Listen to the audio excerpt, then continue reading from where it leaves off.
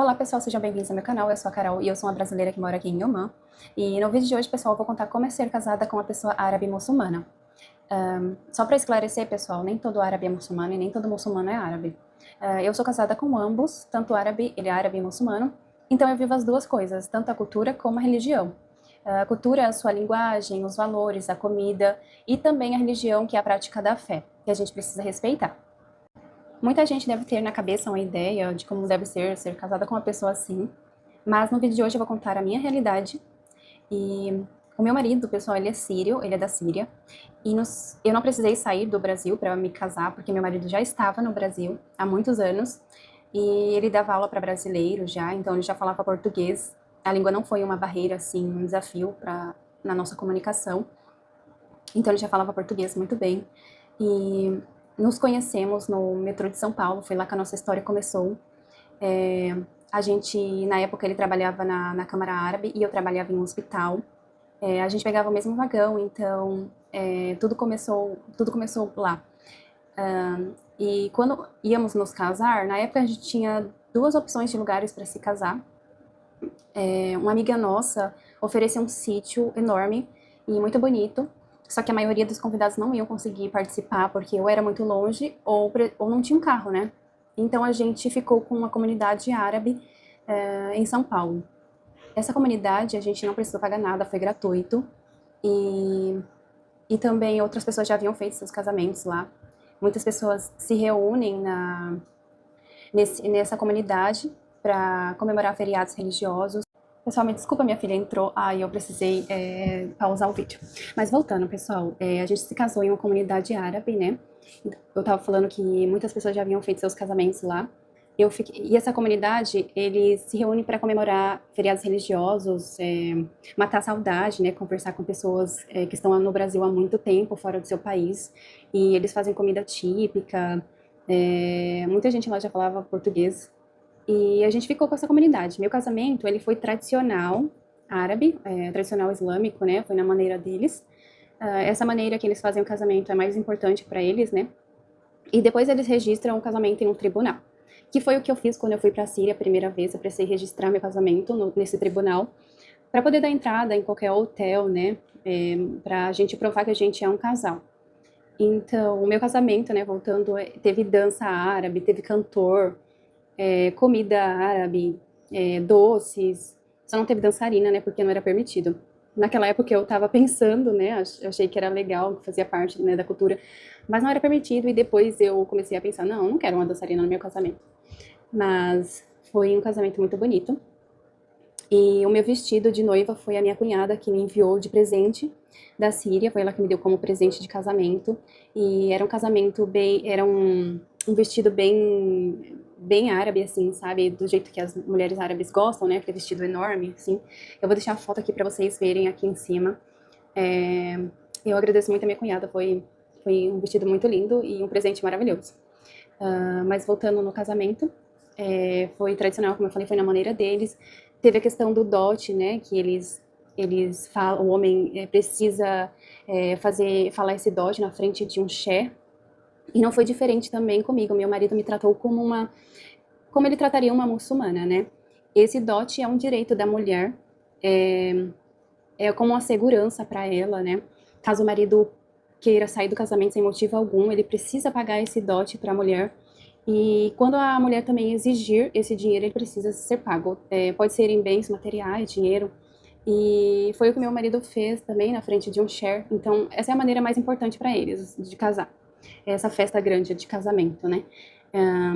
Eu me casei no civil primeiro, né? Porque eu estava no Brasil e eu achei importante. E depois eu fiz essa festa grande de casamento.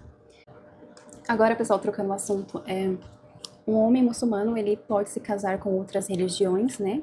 Mas a mulher, eu não sei se ela é proibido, mas a maioria não casa, né, com estrangeiro, mas eu acho que é por causa disso, da questão do dote, ela poderia perder os seus direitos casando com um estrangeiro. Agora, se realmente é proibido, eu não sei dizer. Só sei que muçulmanos, homens, eles podem se casar com outras religiões. Bom, gente, mas eu também nunca exigi esse dote para meu marido, porque meu marido, ele é um homem provedor, ele se preocupa com a família, ele tá sempre cuidando de nós. Mas se eu precisar se eu precisar pedir esse dinheiro, ele precisa me pagar, por exemplo. Eu nunca exigi nada dele, né? Mas agora trocando de assunto, quando eu falei eu fui para a Síria, né? Eu fui para a Síria 2 vezes e quando eu fui para a Síria, a primeira vez meu marido queria matar a saudade, né? E me apresentar para a família dele. E a questão da língua foi aí que eu senti, né? Eu tive dificuldades para poder falar com a minha sogra, foi difícil. Eu queria muito falar com a minha sogra, com a minha cunhada, e na época foi muito difícil a língua árabe. Mas, apesar de tudo, eles me receberam muito bem na casa deles. Eles têm uma hospitalidade incrível. Eles tratam a visita como uma pessoa muito especial. E eu me senti uma convidada de honra quando eu cheguei na casa deles. Eles me trataram muito bem. Eu acho que isso está enraizado na cultura árabe. E isso é muito legal, é algo que eu aprecio muito. E também, minha cunhada e minha sogra não usam hijab, né? Aquele véu, né? Então, eu não precisei usar também porque meu marido nunca me oprimiu, nunca me obrigou a usar o véu, né? Agora, tem algumas partes na Síria que a gente precisa, né, se vestir modestamente, colocar o véu em forma de respeito, né? Quando eu ia visitar familiares do meu marido, eu, eu colocava uma roupa modesta. Às vezes a gente precisa usar o hijab em algumas partes, né? Como eu falei. Mas eu nunca fui obrigada a usar o véu de verdade. Outra coisa, eles têm uma conexão muito forte com a família. Então, a família é o centro de tudo. Outra coisa, o conceito de tempo para eles é bem diferente. Então, reuniões em família podem durar a noite toda, por exemplo. E então eu aprendi a ser mais flexível em relação a isso. Aí, quando eu fui à Síria, eu esqueci de falar, mas também eu já tinha minha filha, ela já estava com 7 meses. Então, fomos a família inteira, né? Tipo, o meu marido estava muito tempo fora da Síria, do país dele. E quando ele voltou lá, ele já estava com a família toda, já tinha casado. É claro que ele está sempre em comunicação com a mãe dele, com a família dele, pelo celular. Então ela já sabia, já me conhecia. E eles gostam muito de criança, então foi maravilhoso, né? Então fomos a família toda, minha sogra aproveitou e conheceu a neta. Foi uma experiência incrível na época, conhecer um país tão lindo. E foi na segunda vez, quando eu fui, que eu conheci várias cidades, lugares, né? Algumas partes que haviam sido destruídas por causa da guerra, né, também. Mas, apesar disso tudo, a Síria continua sendo um país lindo. E encontrei muitas coisas maravilhosas por lá. E sobre a religião dele, pessoal, como eu não sou muçulmana, eu aprendi a respeitar, né, as 5 orações que ele faz todos os dias, o jejum no Ramadã também, e também os feriados, né, as comemorações do Eid. E só para finalizar aqui, pessoal, uma dica para quem está em um relacionamento similar ao meu.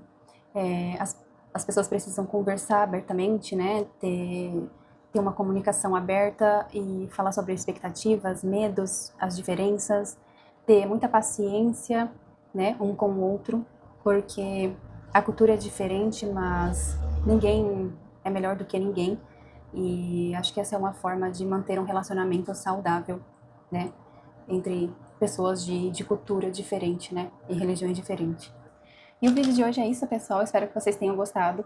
Comenta nos comentários algo que vocês gostariam que eu trouxesse para o canal. Vai ser muito legal saber, né, a opinião de vocês. E é isso o vídeo de hoje. Não se esqueça de se inscrever, de curtir e comentar o vídeo. E até o próximo vídeo, pessoal.